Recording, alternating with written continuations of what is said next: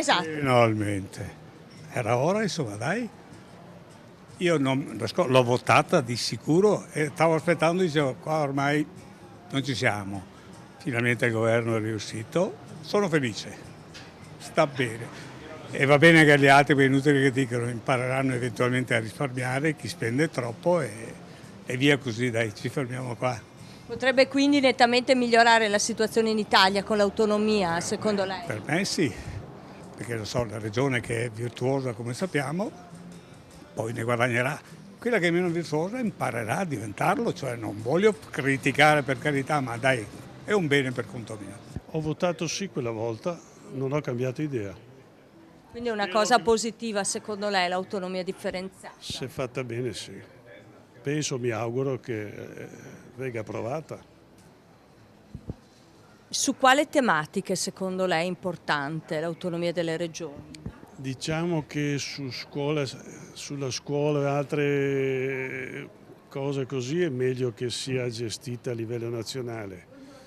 La sanità c'è il pro e il contro, però penso che i centri di eccellenza ci saranno sempre in varie regioni, non è che un centro sia possibile in ogni regione.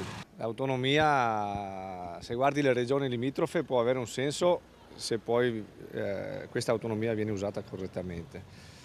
Abbiamo dei vicini di casa che sono un esempio, possiamo anche dire sotto certi aspetti, però non so se è la soluzione per una nazione come l'Italia, avere 21 regioni autonome, anche se ce ne sono già 5, ma non lo so. Cosa potrebbe migliorare, secondo lei?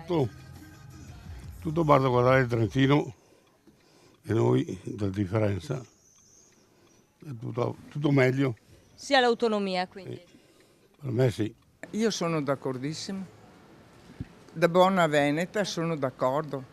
Per me che ogni regione sia autosufficiente e si regoli come vuole è la cosa più giusta da fare. Non è possibile fare una cosa del genere in Italia, sono divisive queste cose, non ne abbiamo bisogno assolutamente.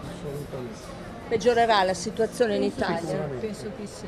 Sicuramente, dice lei. Sicuramente. Non si può dividere l'Italia in due, l'Italia è una. Anche queste cose che fanno, non le Fissare i livelli essenziali delle prestazioni non aiuterà? Non saranno in grado di farlo. Il Parlamento ha approvato in via definitiva la legge sull'autonomia differenziata delle regioni.